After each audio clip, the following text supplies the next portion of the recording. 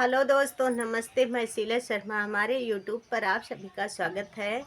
आज एक चुटकुला नाच गीत आप लोगों को दोस्तों सुनाऊंगी। आप लोग उससे फुल आवाज़ करके दोस्तों सुनना और जैसा लगे कमेंट के माध्यम से बताना। ज़्यादा से ज़्यादा लोगों के पास शेयर भी करना।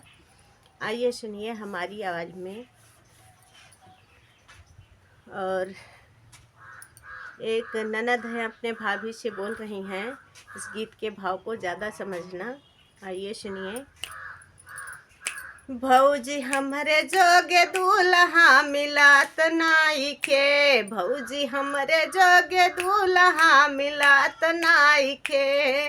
मिलात नाइखे हो मिलात नाइखे। भौजी हमरे जोगे दूल्हा मिलात नाइखे। भौजी हमरे जोगे दूल्हा मिलात नाइखे। पहली जवानी मोरे टिकवा पे आईली। पहली जवानी मोरे टिकवा पे आईली। टिकवा पे आईली भौजी टिकवा पे आईली। अरे बिंदिया के भरवा सरग। अरे बिंदिया के भरवा सात नाइखे। भौजी हमरे जोगे दूल्हा मिलात नाइखे। अरे बिंदिया के भरवा सहत नाइखे। भौजी हमरे जोगे दूल्हा मिलात नाइखे। भौजी हमरे जोगे दूल्हा मिलात नाइखे। मिलात नाइखे हो मिलात नाइखे। भौजी हमरे जोगे दूल्हा मिलात नाइखे। भौजी हमरे जोगे दूल्हा मिलात नाइखे।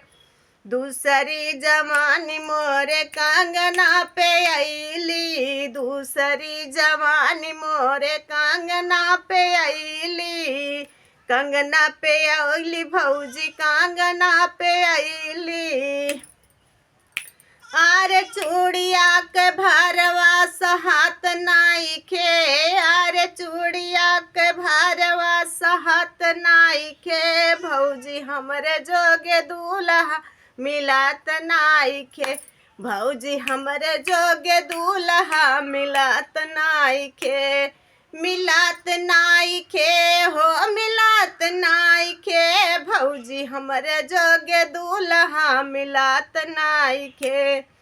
तीसरी जवानी हमरे कमर पे आईली। तीसरी जवानी हमरे कमरा पे आईली। कमर पे आईली हो कमर पे आईली। अरे साड़िया के भरवा सहत नाइखे। अरे साड़िया के भरवा सहत नाइखे। भौजी हमरे जोगे दूल्हा मिलात नाइखे।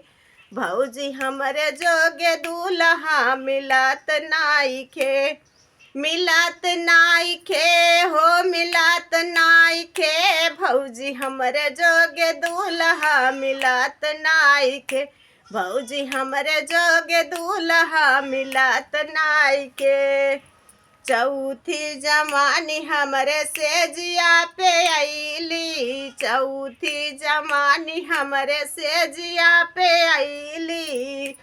सेजिया पे आईली भौजी सेजिया पे आईली। अरे हमरा भरवा सहत नाइखे। अरे हमरा भरवा सहत नाइखे। भौजी हमरे जोगे दूल्हा मिलात नाइखे। भौजी हमरे जोगे दूल्हा मिलात नाइखे। मिलात नाइखे हो मिलात नाइखे। भौजी हमरे जोगे दूल्हा मिलात नाइखे। भौजी हमरे जोगे दूल्हा मिलात नाइखे।